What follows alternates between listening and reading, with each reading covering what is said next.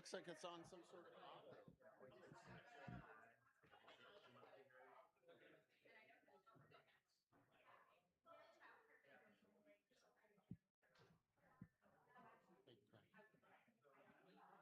I love that.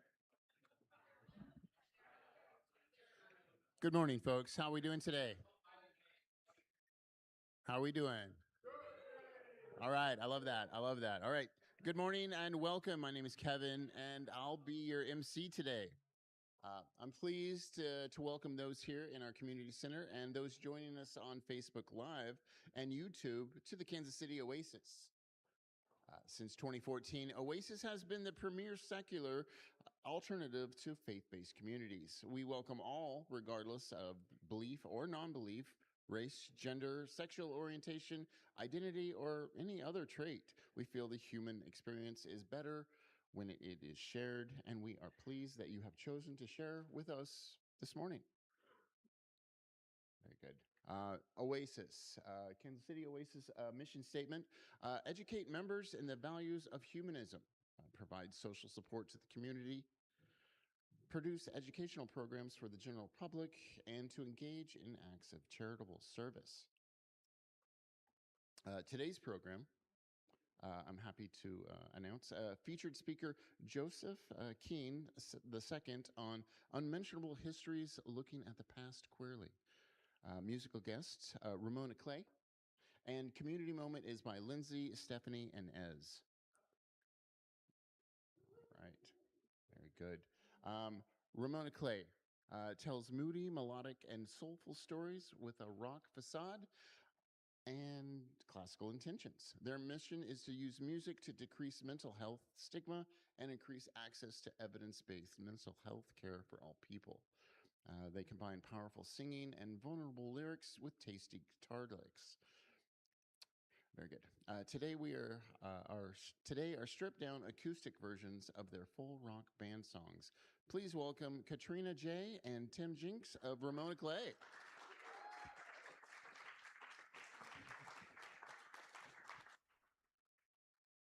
Hi, everyone. Yes, it is Katarina. That's okay, though, right? I've been called worse, right? It's been a while since we've been here. This is actually our first time getting to play for y'all in the new space. I think the last time that I played for y'all, we were back at UMKC, so I'm super excited to be here today. The song's called Speaks in Tongues.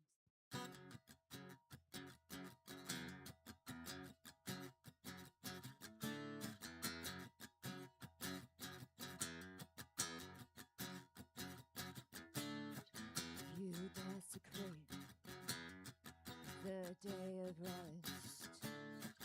You know exactly what I mean. Your sin's invisible now, but they won't always be unseen. I speak in tongues, and I know you understand, 'cause you are the translator, and I'm the reverend, and I speak in tongues. And I know you understand, 'cause you are the translator, and I'm the reverend.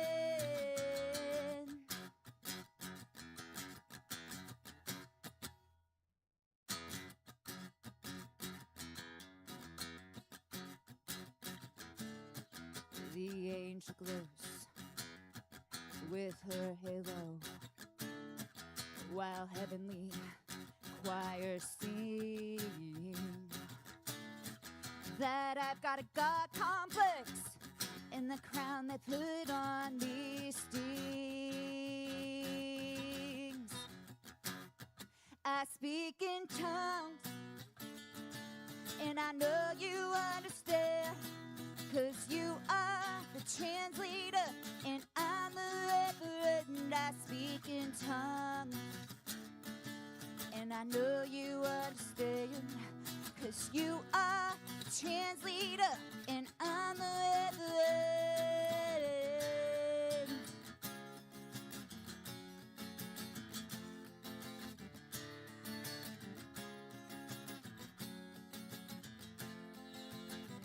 You beg for penance without confessing. Wounds can't become scars if they're still bleeding. I failed your trials. I carry this tree. Hate never killed me, but hope crucified me.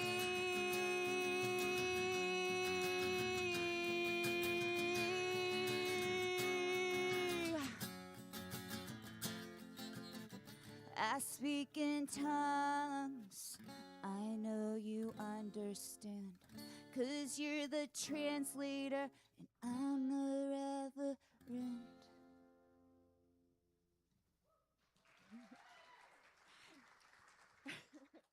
Thank you. It's really interesting because when we write songs, they are never about what people think they're actually about. So that song is called "Speaks in Tongues," which for a while there people thought it was a Christian song, and that's okay, right? There's nothing wrong with people having different beliefs or whatever beliefs they have. But it's actually I write in allegory because I think in metaphor. So a lot of things that we have are influenced by other things. So I'll be going through something, I'm like, oh man, that's kind of like this. So that first song, I was speaking in tongues. It's coded, so you'll have to figure that out for yourself. Our next song is called Lost in You. This was actually our first single that we ever released as a rock collective. And so in this song, I actually decided I wanted to write a song about a Bond's girl, like James Bond, and we ended up with this.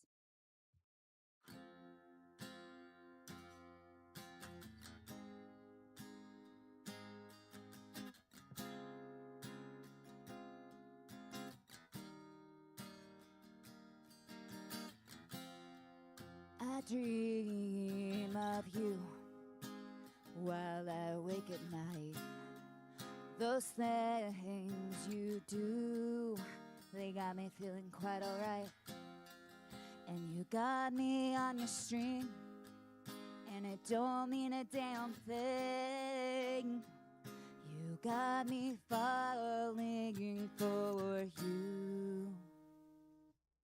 And I could get lost in you, but I can't find myself.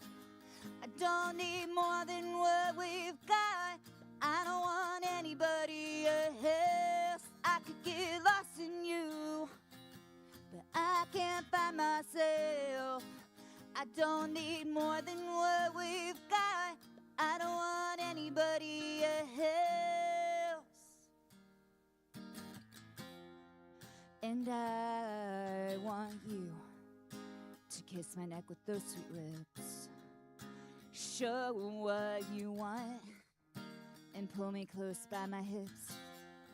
And you got me on your string, and you keep me waiting. You got me falling for you. And I could get lost in you, but I can't find myself. I don't need more than what we've got. I don't want anybody else. I could get lost in you, but I can't find myself. I don't need more than what we've got. But I don't want anybody else. I've gotta give you up. I've gotta give you up. But I don't wanna, I'm never gonna give you up. 'Cause I can't get enough. And I could get lost in you, but I can't find myself. I don't need more than what we've got. But I don't want anybody else. I could get lost in you, but I can't find myself. I don't need more than what we've got. I don't want anybody else.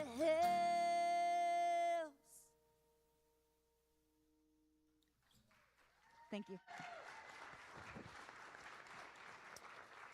Thank you. That was great. I love it. Very melodic. Thank you again. That was great. I can't wait to hear you again. Birthdays this week. Susanna Brunn today. Jay Paxton on the 3rd. We got Melanie Bollinger on the 4th, Jill Beals, and Tracy O'Connell for August 8th. Give them a happy birthday if you see them. All right. This is a mouthful. The Oasis Book Club meets on the first Sunday of the month after our meeting.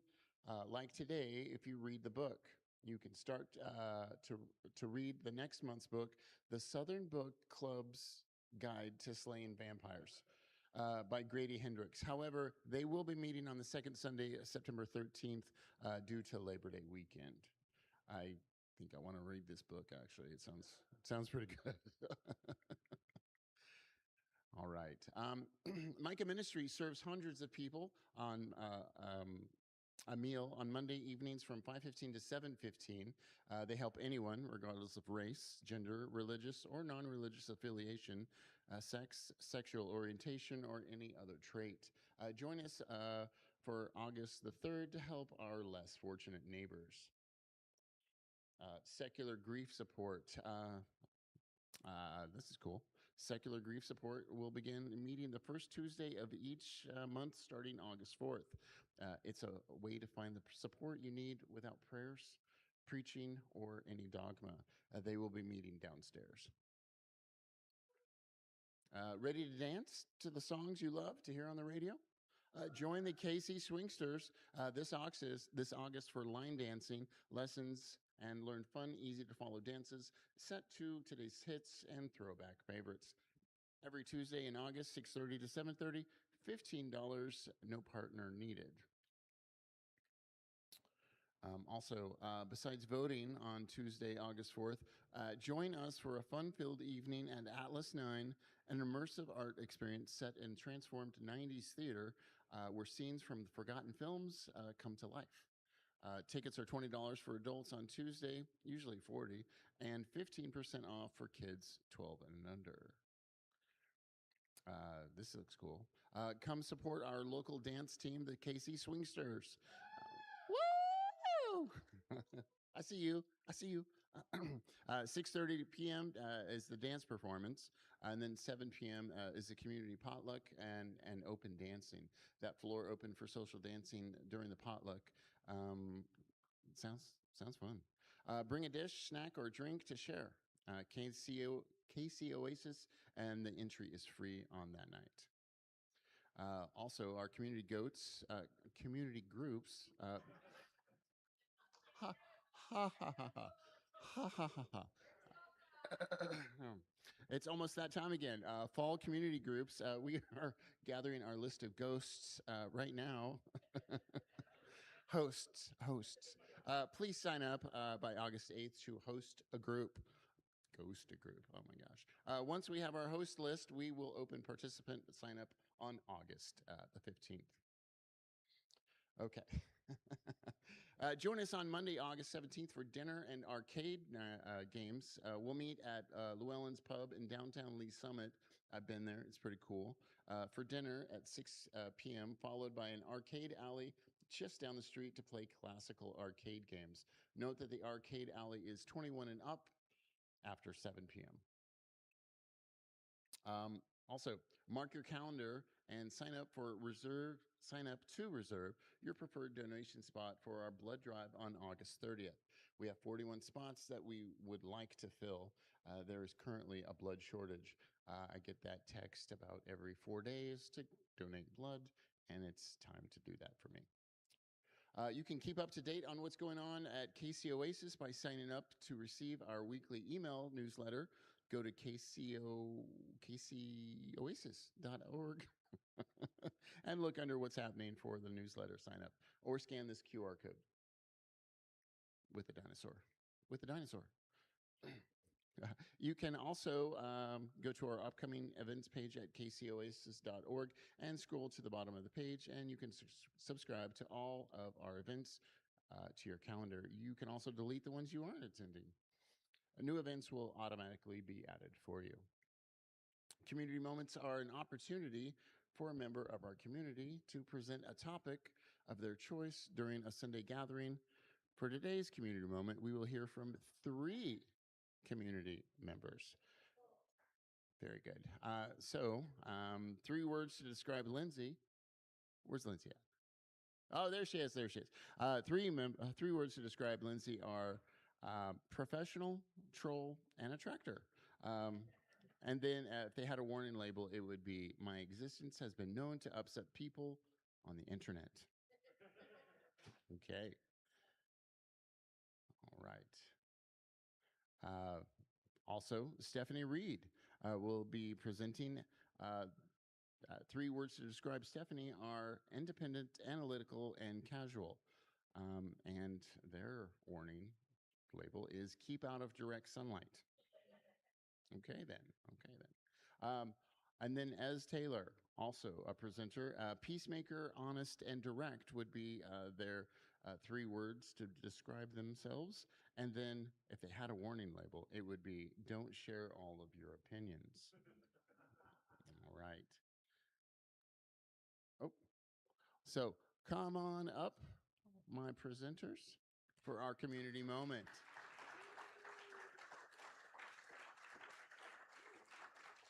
I love this. I love this. Where's that? Where's that? Ez is going to be on here. Okay, I love that. I love that. Let's see.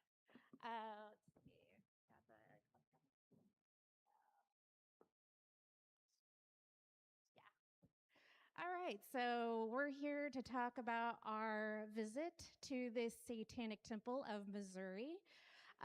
They have legions all over the place, all over the world. And so there is one here in Missouri. Their headquarters is in Salem, Massachusetts. But they had an annual summit, and me, Stephanie, and Ez went to it. And Ez is part of this. Ez couldn't be here today, but we do have a video from Ez to share with you. So just real quick, because we're not representatives of the Satanic Temple, we are members. I'm a card-carrying member, and I donate $6.66 a month to them. They are a 501c3. They're non-theistic, so they do not believe in any gods or a Satan. Basically, they fight to help maintain separation of church and state. And yes. And if you haven't seen it already, it's my favorite documentary. It's called Hail Satan with a question mark at the end. It's now on HBO. And yeah, it's well worth the watch. And here also is advocacy. What they do, they're actually out there, doing things to help maintain that separation of church and state. Yeah, so a lot of the Satanic Temple's advocacy, like they fight to abolish corporal punishment in public schools. Like there are still kids like getting spanked in school, like how terrible. And they tell kids that they have the right to not take that.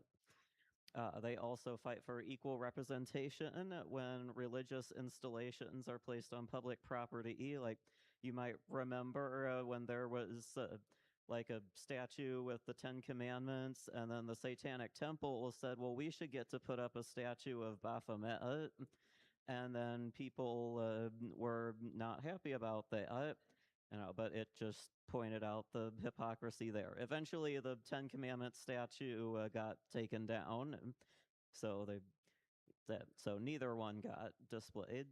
And then there's the After School Satan Club, so kids can participate in that.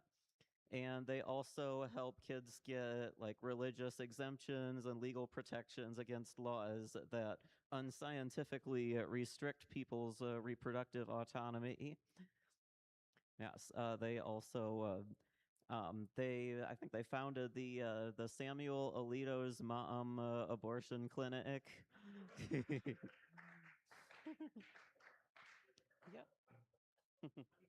Yep. Next slide. So we can't tell you exactly where the annual summit was. It is a very secret location. You could only get the address if you purchased a ticket.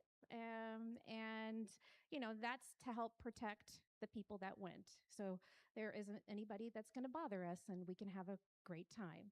So the pictures are very limited that we can show you, and they're very edited down. There's much more to this beautiful photo here.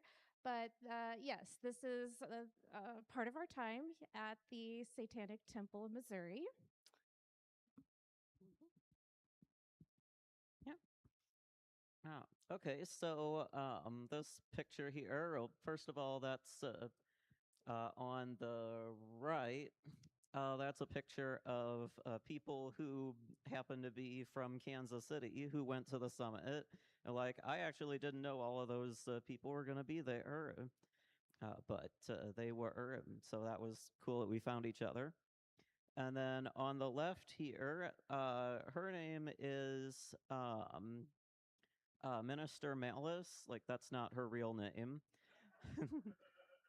And so she gave a presentation that I really enjoyed. It was called Reclaiming the Witch. Oh, I hope that's what it was called. Sorry, it was called Reclaiming the Witch, an Identity of Power. And so it was, you wouldn't expect it, but it was a scholarly presentation about the history of witches and how basically, like, witchcraft is just an excuse that people used to oppress women. And she talked about, like, way deeper into history than you might have expected. And there was like a lot of things. Like, she has tattoos, showing that she is like taking that control back over her body. And she talked about how, like, a coven is really just a group of women together or all helping each other. And that resonated with me a lot. Yes. Yeah. And so another part of the convention that I really liked was there were these two women. Like, I had never met them before, and, like, I don't even remember what their names were. Like, I'm sorry. But so they were married, and when they got married, they were a man and a woman, and now they were both women. And so the new bride, she wanted to experience a wedding, being a bride. And so they renewed their vows through the through a like satanic temple like ritual, and like it was very moving. Like, I have never cried at a wedding before, and I cried at this one. But that was just great. You had to be there. Yeah, and it was a surprise to one of the brides. So we all had no idea that was about to happen. For the next slide, Ez is going to talk to us about the dark arts and crafts. And there was also a portion of the summit where there was milk and cookies and stories of Baphomet.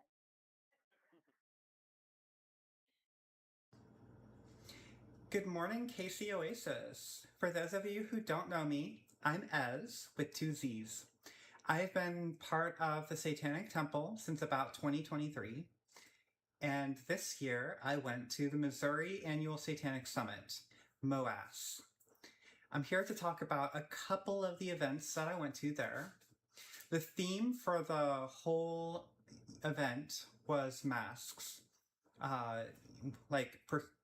Not showing who you are, and that kind of thing. And the balance between showing who you are, being your authentic self, and in some cases, self-protection. So we were encouraged to bring a mask with us before we showed up, but there was also an opportunity to make one. It was called the Dark Arts and Crafts. There were a bunch of paper masks out on a table with markers and paints, feathers, sticks that you could attach to them, or string to put around your head, so you could create your own mask. I personally made mine look like an RPG character from Guild Wars 2. So it was really fun. And there were several events at which we would wear our masks that we either created or brought, or both. And so, yeah, I'm sure other people will talk about those events. The next thing I want to talk about is the reading of Goodnight Baphomet, which is a children's book written by one of our very own.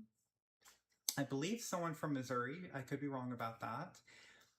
The story is about a parent who's trying to put their child to sleep, and the child is not going to sleep, and it's very humorous. And there becomes certain points where the parent is asking their child to go to sleep, and becomes increasingly annoyed. At some cases, begging them to go to sleep, because obviously the parent's tired and wants to do so themselves. It's really worth a listen if you can ever get your hands on one. Or if you're a parent, maybe you consider buying one if that's your thing. All right, well, that's it from me. Thanks for listening.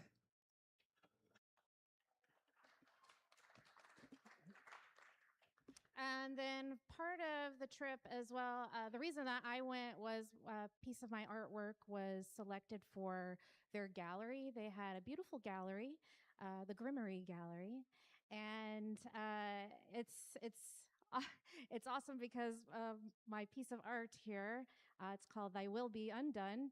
It has gotten rave reviews of "You're disgusting, you're sick, I rebuke you, and your art. Please take this down." So it was nice to have it appreciated. And then also, part of the time with the masks, we got to go to their masquerade ball. It was like an underground goth nightclub. It was amazing, and there was this place where you could get like a throne where you could get your pictures taken. It's kind of hard to see, but I have a giant sword in my hand. And everyone was up on that stage getting their photos done. It was pretty amazing. And for the last slide before we leave, this is the KC Legion for the Satanic Temple. They were just recently at a Pride event tabling, and they also have events here in Kansas City that I didn't know about. And I went to my very first one. It was Date Night with the Devil, and we went to Old Chicago to eat some evil pizza and then see the movie Evil Dead Burn. So it was a lot of fun. Highly recommend the summit. Highly recommend the events here in Kansas City with the TST. So thank you.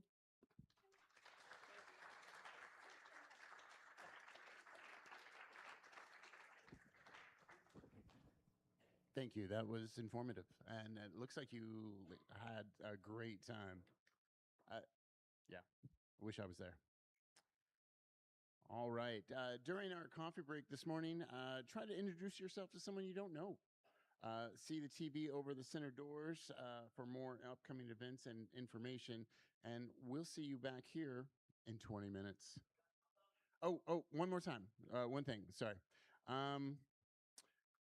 One of our community members, David Avila, recently had a stroke.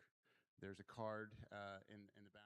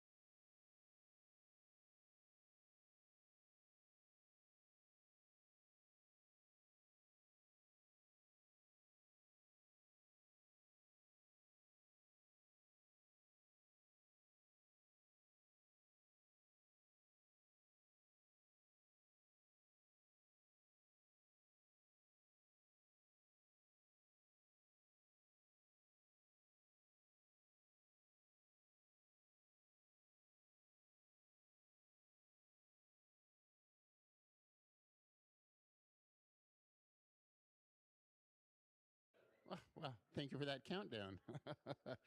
Reminded me where I was supposed to be. Okay. Well, welcome back. Hopefully, you had a great time conversing with your friends and maybe meeting someone you haven't met before. Very good. So, let's go ahead and.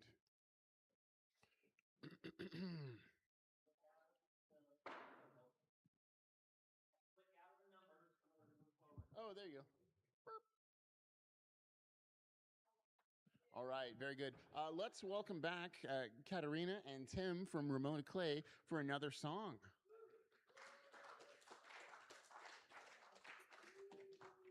All right.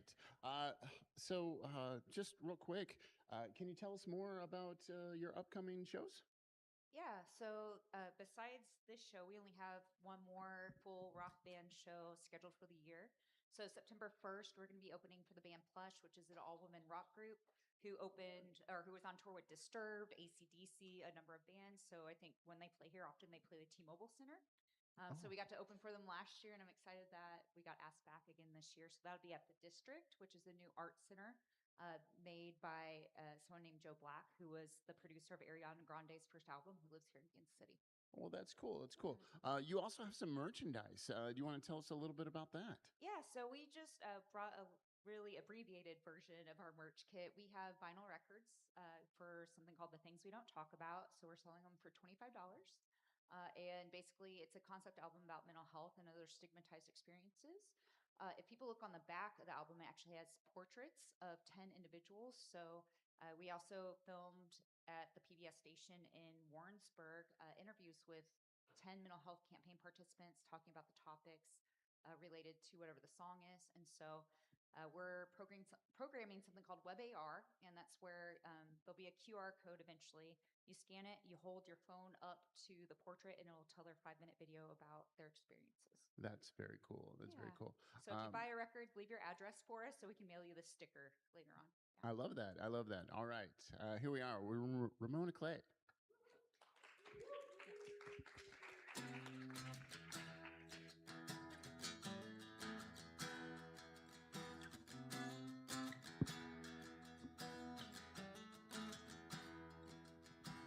Hooded in black, but I still hear you laugh. You came out to play, but you killed me that day.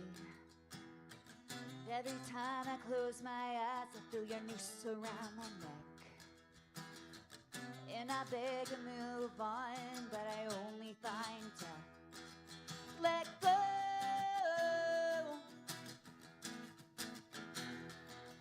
Let go.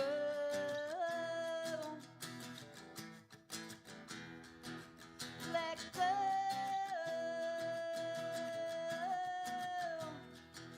Let go.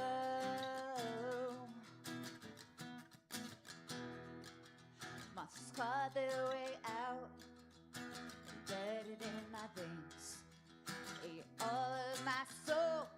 That's why I live this way. And every time I close my eyes, I feel your noose around my neck. And I beg to move on, but I only find death. Let go.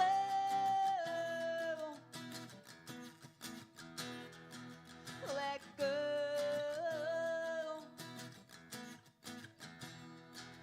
Let go.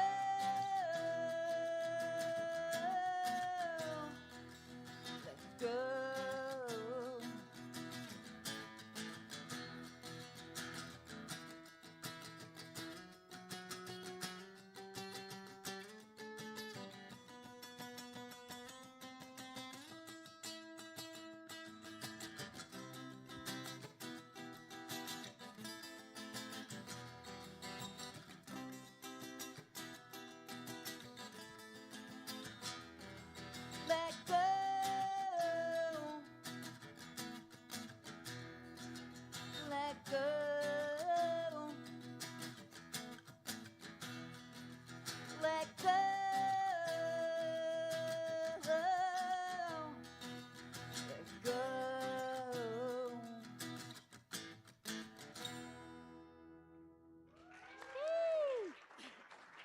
Thank you.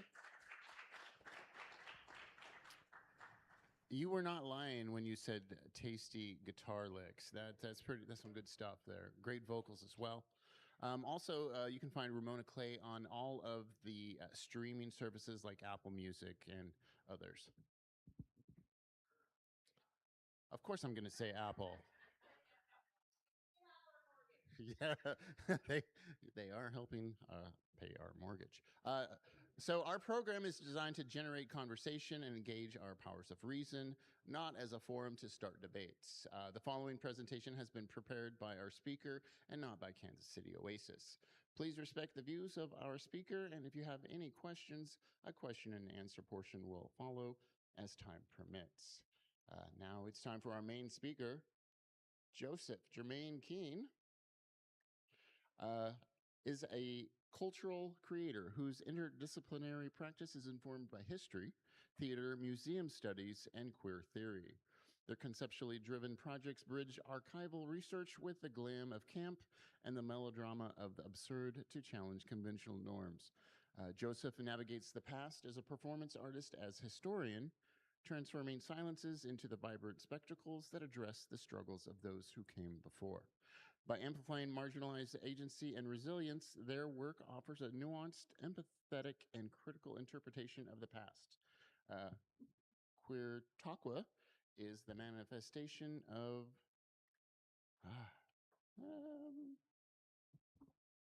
kind of drops off there. Yeah. Give me a second. The manifestation of this journey. Here's Joseph to talk about Queer Taqua. Sorry about that.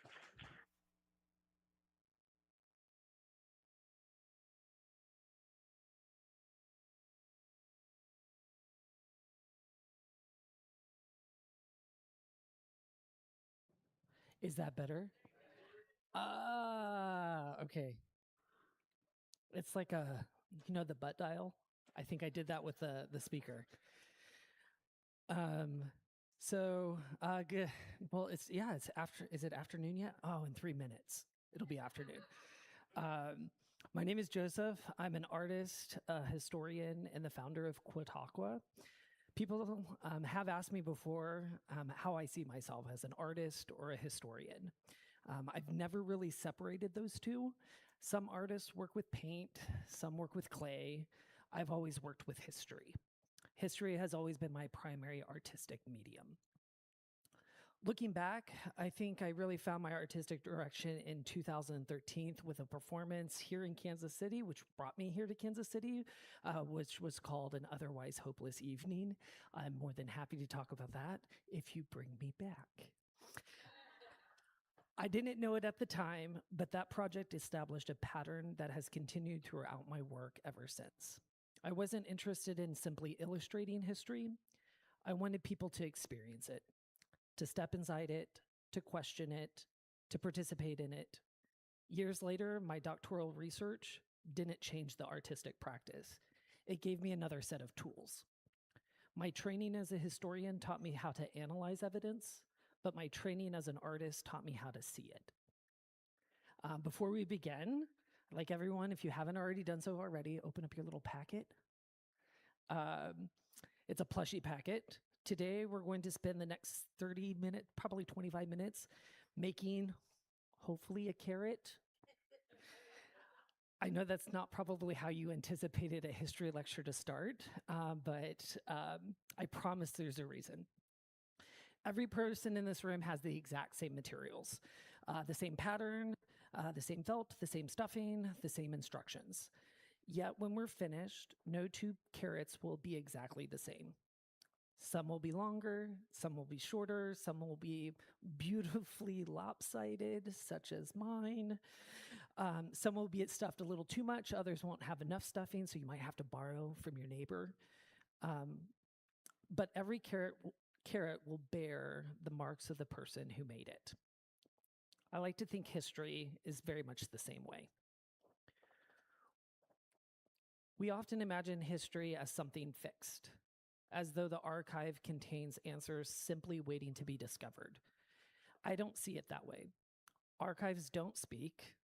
We ask them questions, and the questions we ask shape the histories as well. Today isn't really a lecture about proving that queer people existed in the past. We already know that they did. Instead, I'd like to explore what happens when we begin asking different questions of familiar evidence. What happens when we look not only for people, but for relationships, communities, performances, and the historical conditions that allowed queerness to exist? And these little carrots here aren't just something to keep your hands busy while I talk, even though many of you might need something to do while I talk. They're actually part of Chautauqua. They'll appear in a future performance of a series of unmentionable acts, which will debut here in Kansas City in October. In other words, you're not simply attending a presentation as lecture today, you're helping create the next chapter of it. So I'd like to begin with a simple question. Why Chautauqua? To understand Chautauqua, we first have to understand Chautauqua. Today, most people never have heard the word, yet for nearly 50 years, Chautauqua was one of the largest educational and cultural movements in American history. It began in 1874 on the shores of Chautauqua Lake in upstate New York. Methodist Bishop John Vincent and inventor Lewis Miller organized what they thought would be just a 2-week summer training for Sunday school teachers, but something unexpected happened. People didn't simply come for religious instruction. They came for literature, music, science, art, politics, essentially lifelong learning. Education became entertainment. Entertainment became community. And what became known as the Mother Chautauqua inspired communities all across the country. The next phase was the independent Chautauqua movement. Communities began building permanent Chautauqua grounds of their own. Families returned year after year. Neighboring state right across the line, Kansas was one of the first to embrace the movement early. In fact, one of the earliest Chautauqua communities west of New York was in Lawrence, and it was established in 1878. Not long after, communities throughout Kansas and Missouri established their own assemblies. Just an hour away from here in Ottawa, Kansas, was the region's most successful Chautauquas. You can even go to the grounds, and the edifice is still there. Thousands gathered there each summer to hear national unknown speakers, musicians, and performers. Susan B. Anthony stood on the stage, Carrie Nation, Theodore Roosevelt. This isn't just American history. It's also the history of our region here. Around the turn of the 20th century, Chautauqua evolved once again. Instead of asking communities to come to Chautauqua, entrepreneurs asked a different question. What if we brought Chautauqua to them? That's how the Circuit Chautauqua movement was born. Giant canvas tents traveled from town to town by railroad, bringing an entire week's worth of programming to communities throughout the Midwest. Those lectures, plays, concerts, children programs, humorist, essentially community events, very similar to this. This is before radio, before television, before the internet. This was one of the ways ideas traveled across America. And this is where Kansas City enters the story. We have right here much of my research centered on this man up here. On the left, Charles F. Horner. Horner is largely forgotten today, but he helped perfect the Circuit Chautauqua model through the Redpath Horner Lyceum Bureau.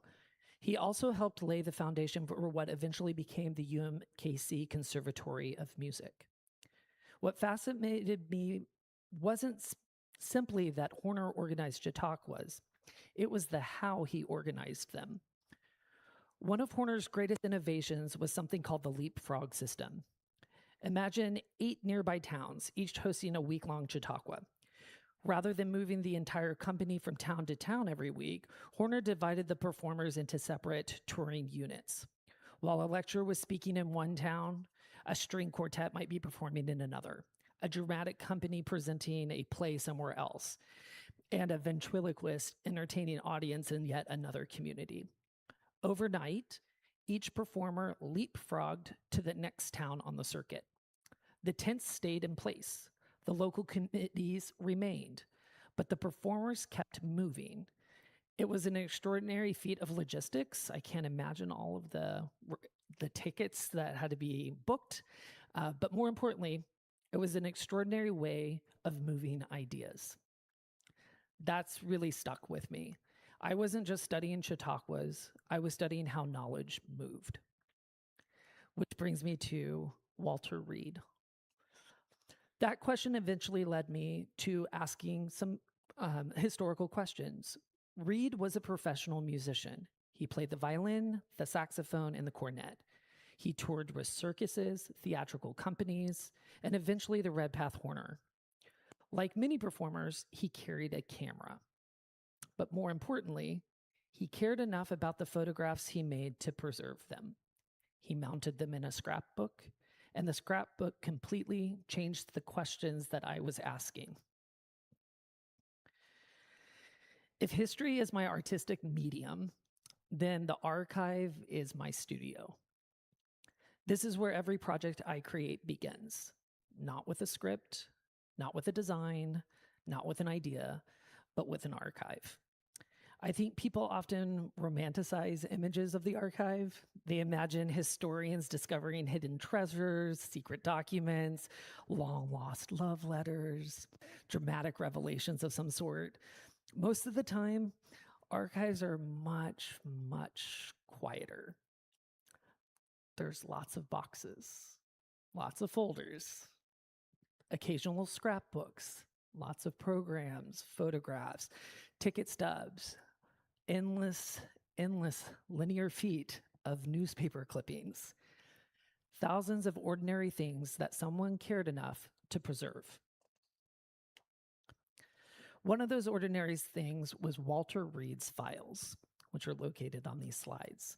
Reed was a professional musician, and he did tour with the Redpath Horner Premier Circuit in 1921.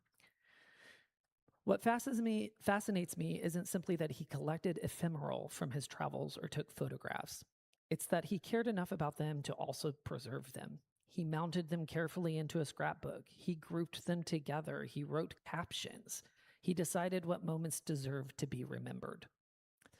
As someone who earned a Bachelor of Fine Arts in Studio Art before becoming a historian, I find myself appreciating those kind of unwritten forms of documentation. Historians often read words. Artists also read images. We read the composition, the sequence, the repetition, the rhythm, and those omissions. I don't simply see a scrapbook. I see someone constructing meaning visually. To me, Walter Reed's scrapbook functions almost like a photo essay. He's telling me a story, not with paragraphs, but with carefully selected images arranged into a narrative. Every page asks, "This mattered. Remember this. Don't forget this moment." That changed the way that I approached archives.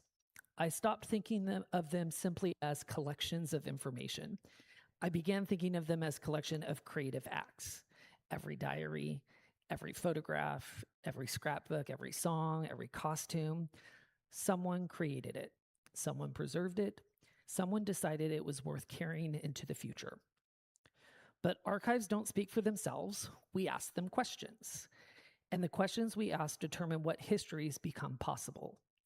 So I'd like us to spend the next few minutes asking a different kind of question together. Up to this point, I've been telling you about my research. I'd like to stop talking for a moment and invite you into that process.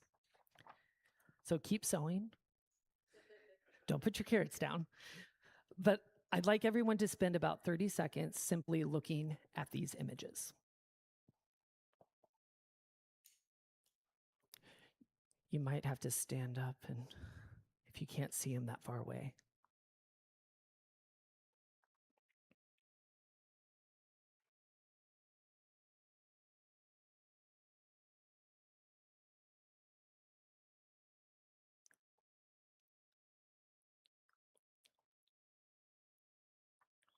What do you notice? They're black and white. Okay. What else do you notice?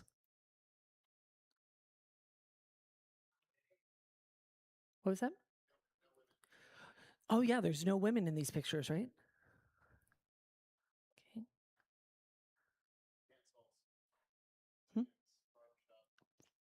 Okay. So someone's reading the captions that are on each one of these, that we have a barber shop, we have a band, we have someone named Fred Carney, we have something that says SUPT 8 crew, and then On the Mountains, season 1921. So those are the captions. I think all of us can, these are all observations that we make. So those are the easy questions. And these are all really good observations. Everyone in the room can see them and they can confirm by saying yes or yeah, confirming them. So a different question. Why do you think Walter Reed took these photographs?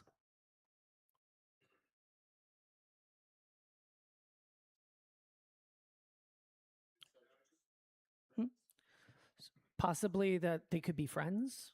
Maybe he's taking pictures of friends. Why else might someone take these photographs? Yeah. To preserve the moment. Why else? To share with others.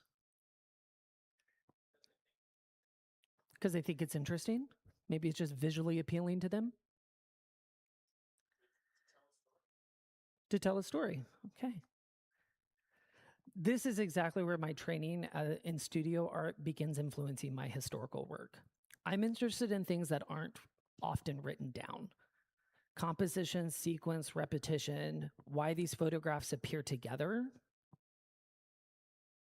why one follows another, what story Walter Reed is constructing through images rather than words. Historians have asked many different questions of archives over the years. Early LGBTQ historians often have had to ask a very important question. Where are the queer people? They've mined archives looking for individuals whose lives have been overlooked or erased. That work was absolutely essential. Without it, we wouldn't have queer history as a field today. Because of their work, I also have the privilege of beginning somewhere else.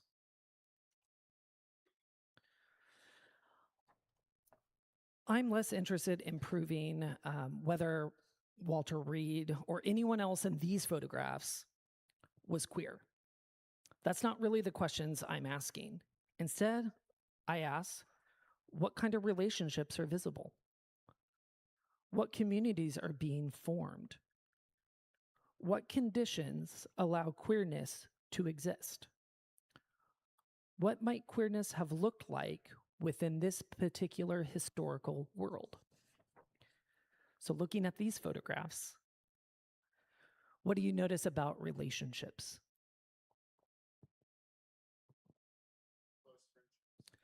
Close friendships. And why might you say that they're close friendships? Physical closeness. Okay. What else?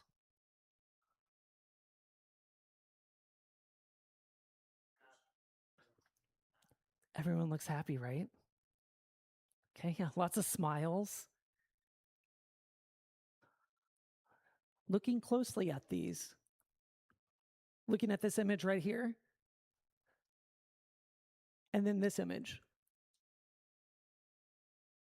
These are the same people.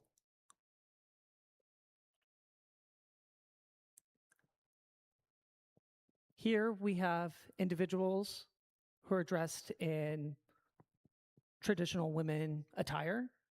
Same individuals are dressed in men's attire. This closeness that you mentioned created a safe space, possibly, for these individuals to feel like it was okay to switch clothes. These are all the same 10 people. Yeah, 5 men, 5 women that are identified by historians. But they're doing something here. So the possibilities that those moments create. Once I began asking different questions other than who's queer in this image and asking about the relationships, I stopped looking at Walter Reed as being the destination of my research, and he became the source.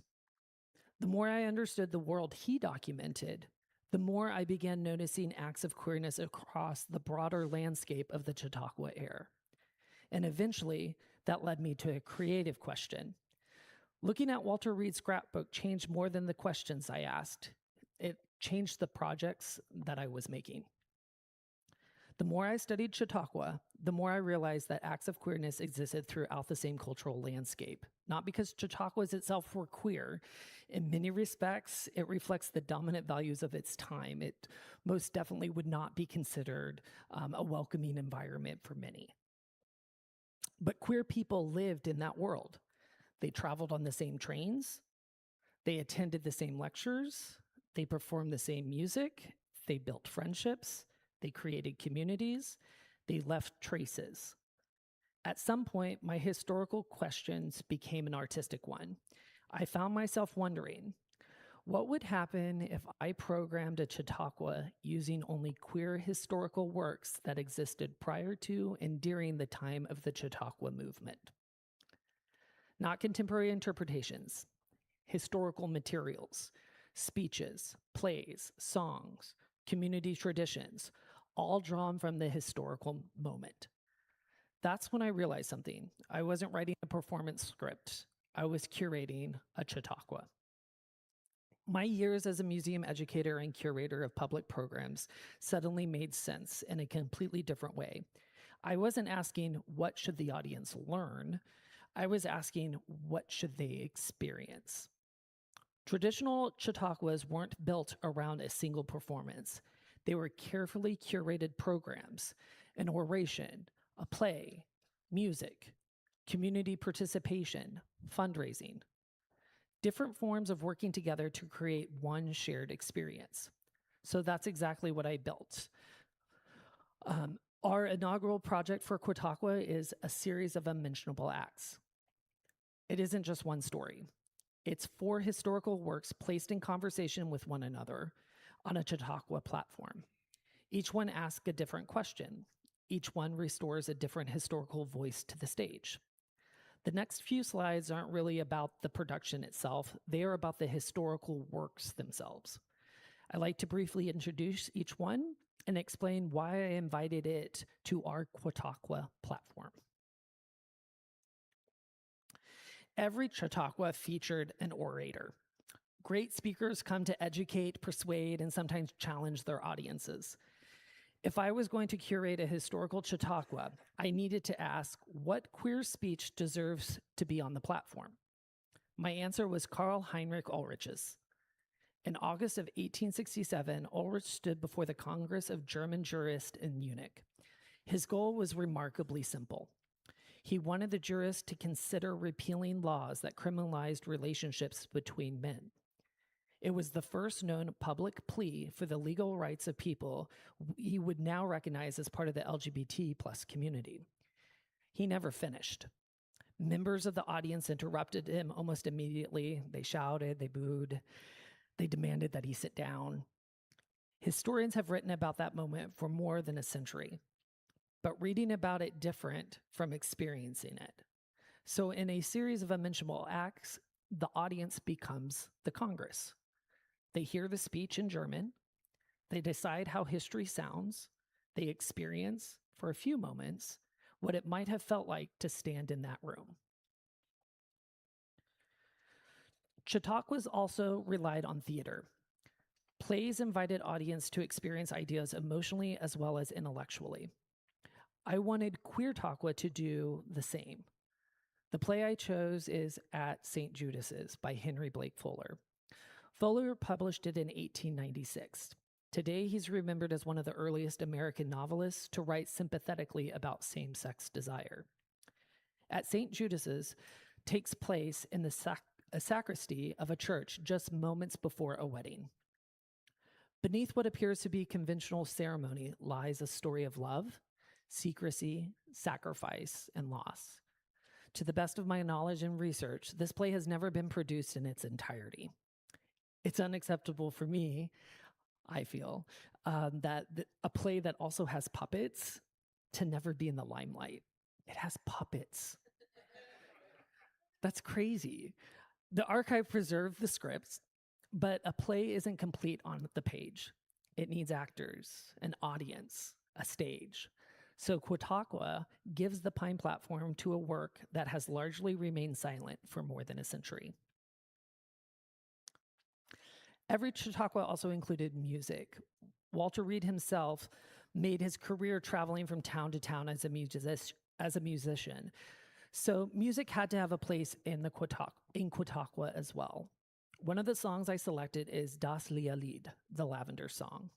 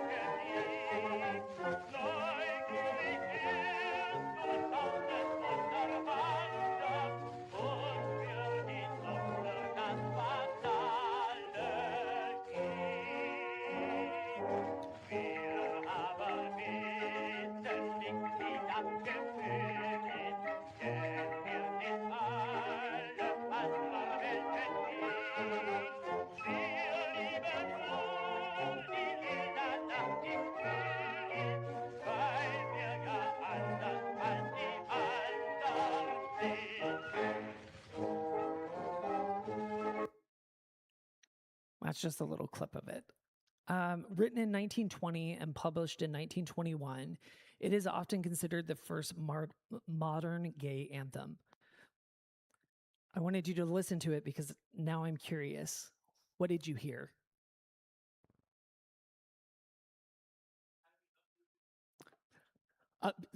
It sounded like upbeat music. Okay, peppy. What else did you hear? Almost like a march. Okay.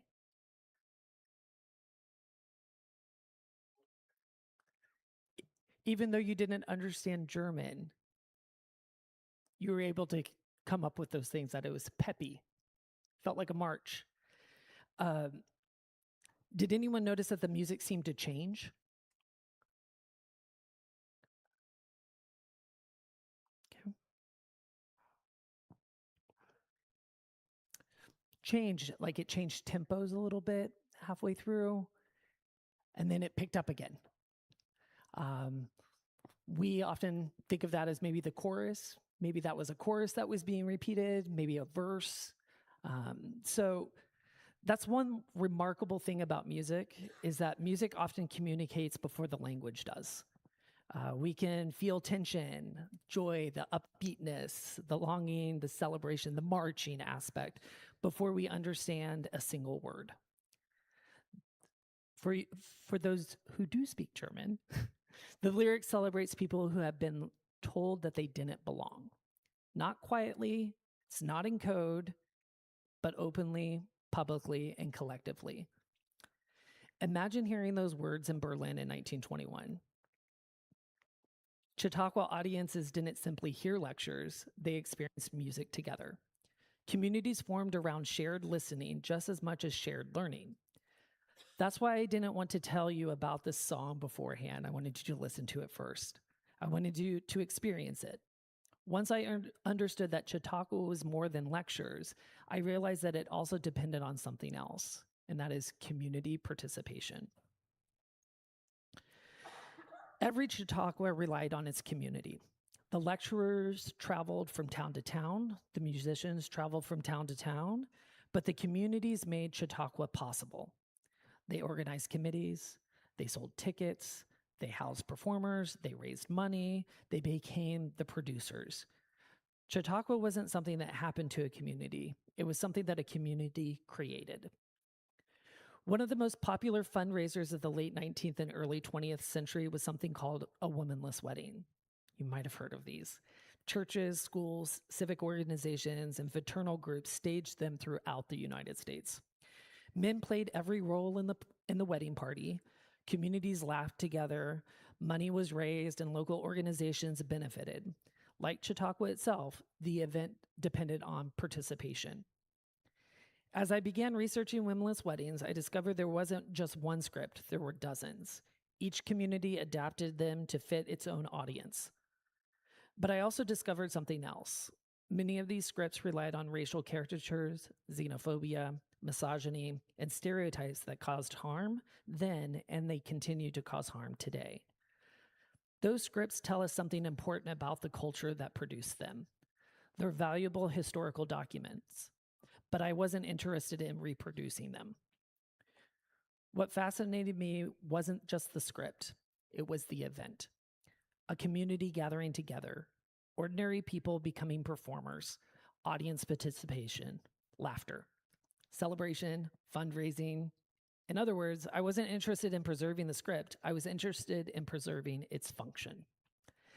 That's a distinction I make throughout Chautauqua. I'm not trying to recreate the past exactly as it happened. I'm asking what made these historical forms meaningful and how they might live again today. So instead of creating a womanless wedding, I asked a different question. What would a Chautauqua fundraiser look like? The answer turned out to be pretty ridiculous. Imagine a drag show meets a television dating show meets an actual wedding. The audience meets 3 potential spouses. They hear each candidate make their case. They listen to them sing off. They ask questions. The audience votes. And then we actually perform the wedding. Which brings us back to these. Your little carrots. Earlier today, I said that these weren't simply craft projects, and I meant it. Every character you make this afternoon becomes a part of a series of unmentionable acts. They'll travel with us this October as Chautauqua leapfrogs from venue to venue across the Kansas City region. Each audience will encounter something that you created. Think about what we've done together today. We looked at archives, we've interpreted photographs, we've listened to music, we've talked about speeches, plays, and community traditions. And all while you were doing that was happening, you've been quietly making history alongside me. Not by changing the past, but by helping shape what happens next with each stitch that you put into the felt. That's Chautauqua. That's Queertauqua. And that's why I believe history isn't simply something we inherit, it's something we continue together. Earlier, I mentioned Charles Horner's leapfrog system. Every day, performers packed their trunks, boarded trains, and traveled to the next town. The program stayed remarkably consistent, but every community experienced it differently. That idea stayed with me. When I began imagining Queertauqua, I realized I wasn't simply inspired by Chautauqua. I wanted to continue on with its central ideas: education and entertainment, edutainment, if you will. History and performance, community and participation, a program that travels from place to place, allowing each audience to create its own experience. In October, a series of unmentionable acts won't remain in one theater. Like the old circuit Chautauquas, it will leap across to 5 venues, each venue becoming its own Chautauqua in itself. Each audience becomes its own community. Each performance will be a little bit different. Different laughter, different questions, different conversations, probably a different wedding, different carrots. We began today with a simple observation. Every one of you started with the same materials, yet every carrot became something slightly different. History works the same way. We inherit many of the same archives, the same photographs, the same speeches, the same songs, but the questions we ask shape the histories we create. Everything we've talked about this afternoon, from Walter Reed, Charles Horner, Ulrich Fuller, Das Lied, Womanless Weddings, Chautauqua Archives, participation, all of it comes together in this production that debuts in October.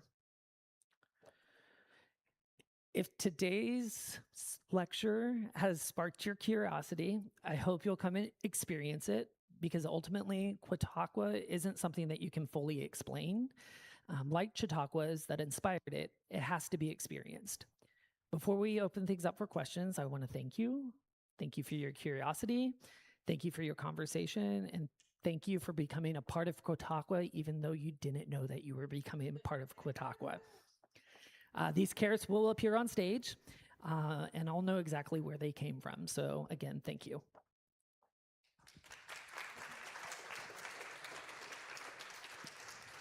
All right. Thank you. Very informative. Loved it. Do we have any questions? I see one right away.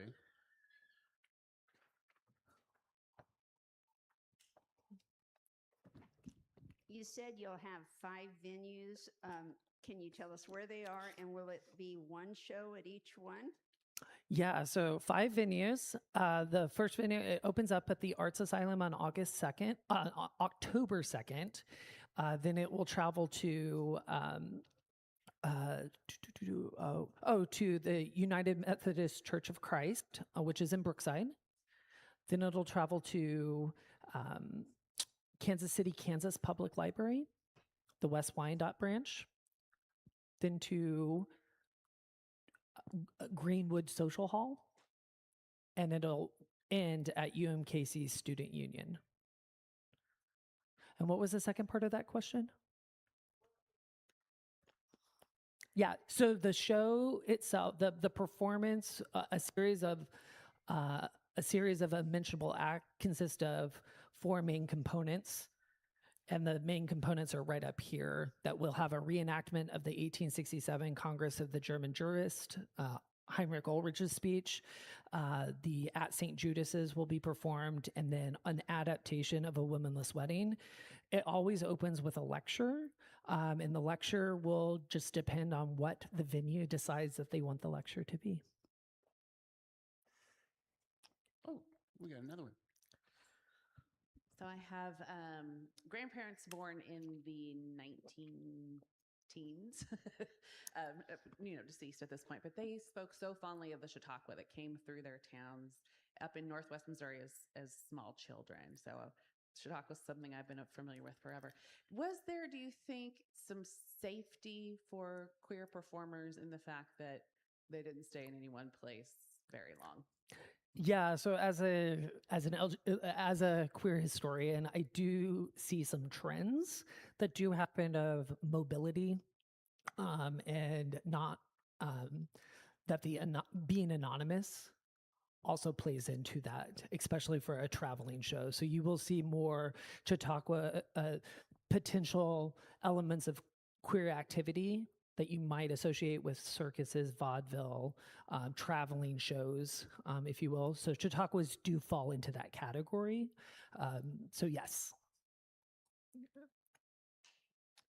I have one question. Are we supposed to turn our carrots back in to you? Yeah, so there's a bag back there, a market bag. Once you're done with your carrot, throw it into that bag. And if you do have like a kit next to you that wasn't used, go ahead and throw it into that bag as well. I'll use it at another presentation, or hopefully another lecture, for a future event. Well, very good. Any more questions? All right, looks like we're at time. Thank you. Very good. Thank you so much.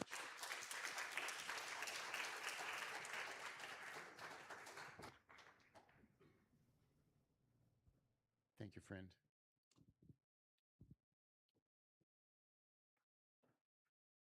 All right. Okay. In just a moment, we'll be passing out the volunteers task card basket.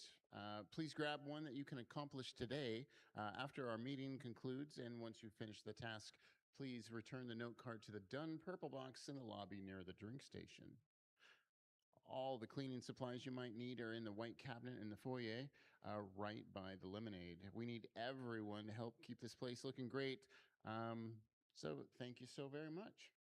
Not sure where that basket's at. Oh, we're getting it. We're getting it. Okay.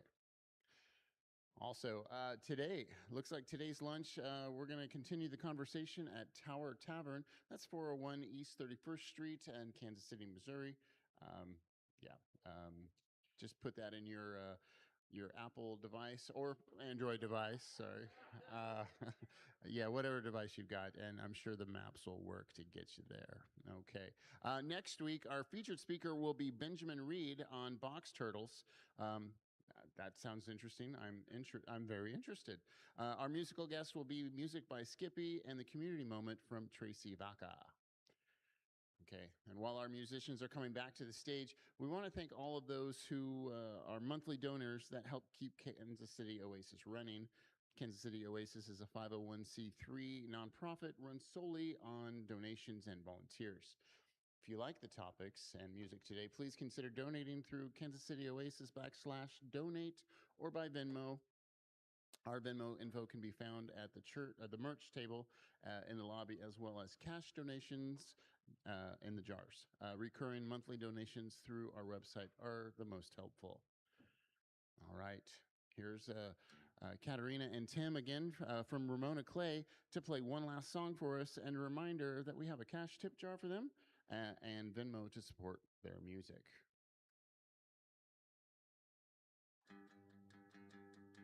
This was by request by Jason Radford.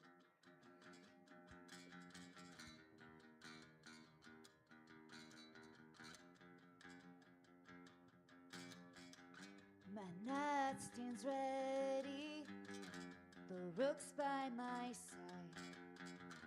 My queen can go anywhere that you wanna hide. As king I sit pretty, I'm ready to strike. You won't see me coming, babe, even if you want to try. 'Cause how do I move to get closer to you? How do I move? 'Cause how do I move to get closer to you? How do I move? I might shine light, but there's darkness inside. What I wouldn't sacrifice to take you tonight. As king I sit pretty, I'm ready to strike. You won't see me coming, babe, even if you want to try. 'Cause how do I move to get closer to you? How do I move?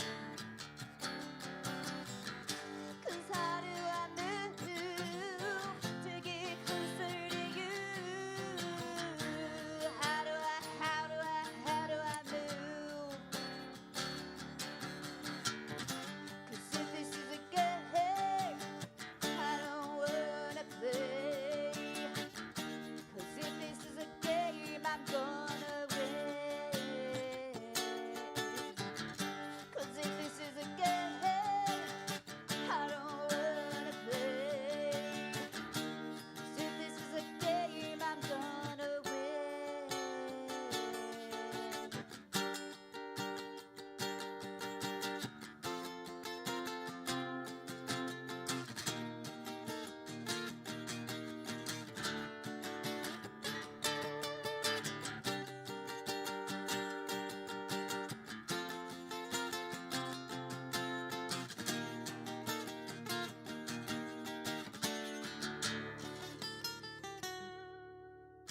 Cause how do I move to get closer to you?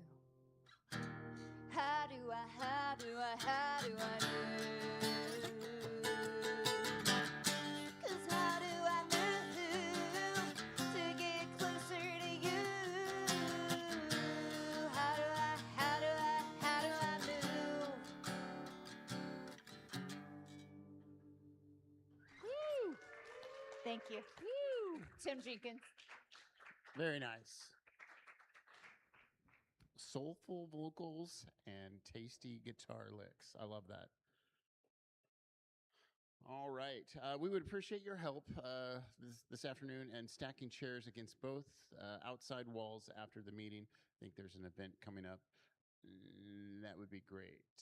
Thanks. Before you head out, take a few minutes to help clean up. We again want to thank this week's presenters, Joseph, Lindsey, Stephanie, and Ez, and our musicians, Tim and Katerina from Ramona Clay. And thank you for being here or tuning in online. We'll see you next week.